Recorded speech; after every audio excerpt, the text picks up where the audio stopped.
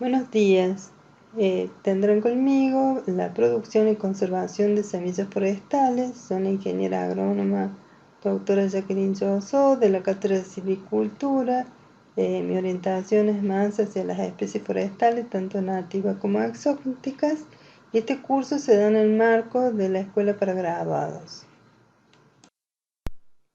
Esta diapositiva muestra diversos aspectos, desde las semillas, los plantines, las estacas, distintos tipos de producciones, y se debe, pero la foto más grande es la de las semillas que son marrones, que son semillas de algarrobo, y esto se debe porque mi área de estudio principal se centra en las poblaciones de Prosopis, que son los algarrobos.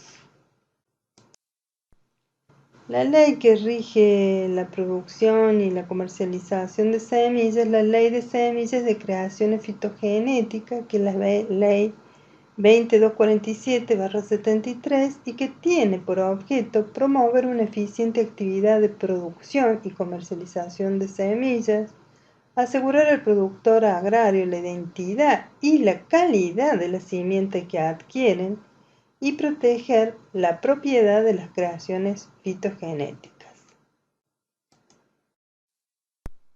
Así, esta ley define lo que considera semilla en el artículo 1, capítulo 1, siendo para esta ley semilla o simiente, como todo órgano vegetal, la semilla que nosotros conocemos en sentido botánico y estrictos, pueden ser frutos también, denominado muchas veces frutos semillas, bulbos, tubérculos, yemas, estacas, flores cortadas y cualquier otra estructura, incluyendo plantas de vivero que sean destinadas o utilizadas para la siembra, para la plantación o propagación. O sea que ustedes pueden considerar desde el plantín, la estaca, a mano derecha van a encontrar rizomas de una especie que crece en el bosque, en la parte de arriba pedazos de ramas o brotes, yemas, etc. Todo esto está incluido en la ley 20247/70. Siempre les explicamos a los estudiantes de grado que las semillas forestales hay 3 puntos importantes que deben ser tenidos en cuenta. Una es la buena calidad y de origen conocido, buen poder germinativo y, si es necesario, que la semilla lleve un tratamiento pregerminativo para ruptura de dormición. Vamos a tratar de definir estos conceptos en esta clase. La identidad y la calidad del material reproductivo inicial y el empleo de los mejores recursos genéticos disponibles es la clave del éxito en toda producción forestal. Tenemos que partir, uno de los componentes de la calidad de las semillas es la parte genética. Debemos partir de materiales que sean los mejores en cuanto a producción o cuanto lo que yo quiera obtener de ese material, para luego no esperar 30, 40 años para ver que no era lo mejor, dado que los árboles pueden durar como mínimo 30 años, o 10 o 15, o muchas veces mucho más. Ahora, en lo que hace a la identidad, siempre es necesario saber con qué material estoy trabajando. Y esto puede ser que sea el origen o la procedencia, que son dos conceptos diferentes y que están incluidos dentro de la resolución que vamos a ver más adelante. Este origen es el área geográfica de distribución natural de la especie. Si yo hablo pino, no es lo mismo un pino, por ejemplo, de España, que un pino que sea de Italia, ¿no es cierto?, para la misma especie. Van a tener condiciones homoclimáticas diferentes, mientras que la procedencia sería ese origen ya sea de España o de Italia, que yo lo introduje en alguna parte de, ya sea supongamos Córdoba, y lo cultive o en Calamuchita o en Tras la Sierra. Entonces vamos a tener dos procedencias, uno en Calamuchita, donde lo cultive, otro Tras la Sierra, y a su vez estos pinos originarios de Italia o de, dijimos, España, ¿no es cierto? Entonces ahí está la diferencia, dónde creció naturalmente y dónde lo cultive.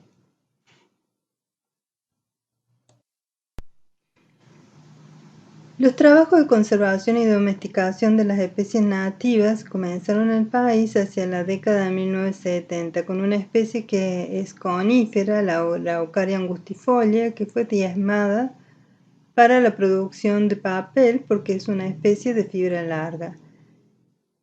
Y recién en el año 2005, luego de una reunión forestal que hubo en Misiones, se acordó comenzar con un programa nacional de forestales, se llamó Proyecto Integrado Domesticación de Especies Forestales Nativas, conducido por el INTA, pero con la participación de muchas universidades, en donde se centró en tres géneros. El género Nothofagus, que es un género que es pariente de los fagus europeos y que crece en la zona del bosque andino patagónica.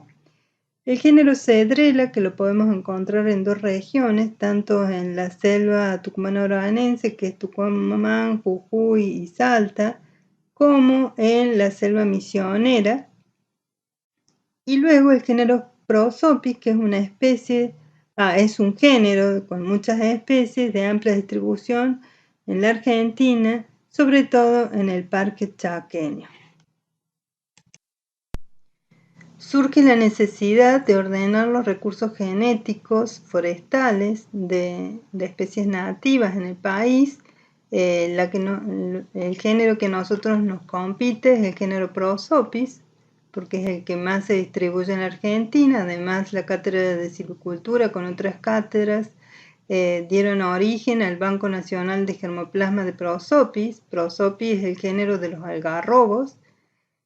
Y tenemos que desde el marzo del 2019 en la Asamblea General de las Naciones Unidas proclamó el periodo comprendido entre el 2021 y 2030 como el decenio sobre la restauración de los ecosistemas. De allí la importancia del conocimiento de estos recursos genéticos. ¿Qué se ha hecho? Bueno, se empezó a cambiar la forma de hacer los estudios. ¿Por qué? Porque el género Prosopis, por ejemplo, tenemos que es un complejo de especies en donde no están las barreras claras entre ellos y se hibridan.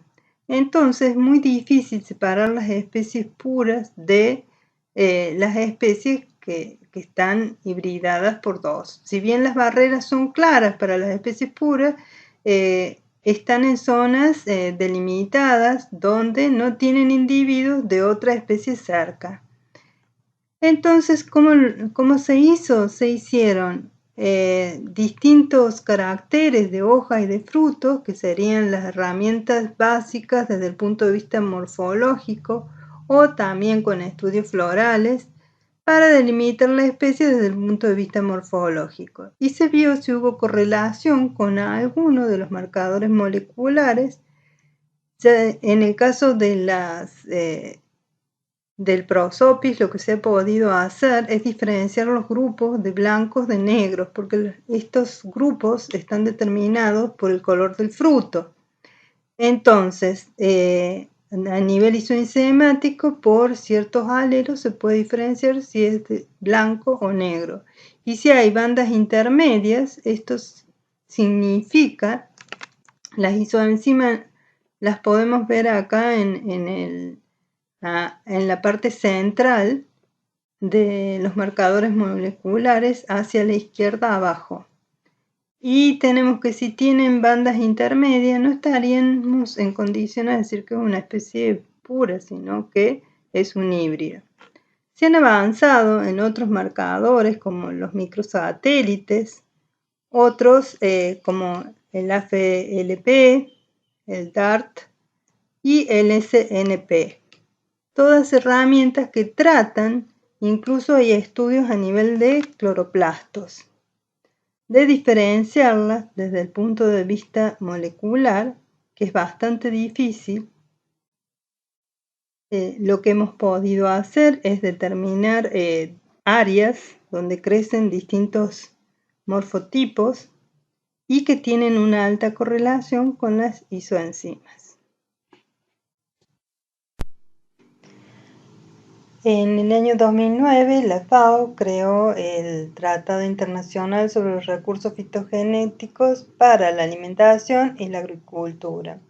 Este tratado hace que la Argentina cree una ley en el año 2016 que entra en vigor en el año 2017, que es la Ley 27.182, y en su artículo 5 habla sobre la conservación, prospección, recolección, caracterización, evaluación y documentación de los recursos fitogenéticos para la alimentación y la agricultura. Estos serían más o menos los pasos que se hace cuando se desea conservar un nuevo material genético.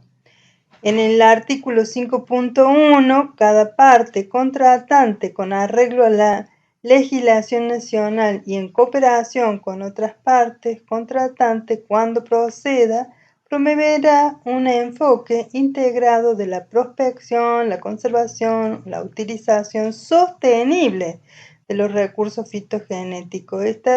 Este tratado trata de buscar que haya un uso de esos recursos fitogenéticos para la alimentación y la agricultura, de manera que los pobladores locales lo conserven y lo utilicen y sea para beneficio de todos.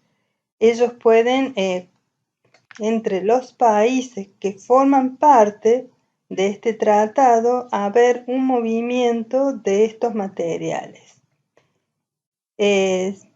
Y en particular, según proceda, se realizará estudios e inventarios de estos recursos fitogenéticos para alimentación y agricultura, teniendo en cuenta la situación y el grado de variación de las poblaciones existentes, incluso los de uso potencial, aunque no se estén usando. Promueve, que son las tesis de grado y de posgrado, de que estos materiales nativos, si sirven para la agricultura y la alimentación, pueden ser estudiados e incluidos en este tratado. De allí ustedes pueden encontrar distintos tipos de semillas o partes de plantas que pueden ser mejoradas, ¿no es cierto?, y utilizadas. Además, se promueve esta recolección, como les dije recién, para la alimentación y la agricultura, y la información pertinente relativa sobre aquellos que estén amenazados o sean de uso potencial.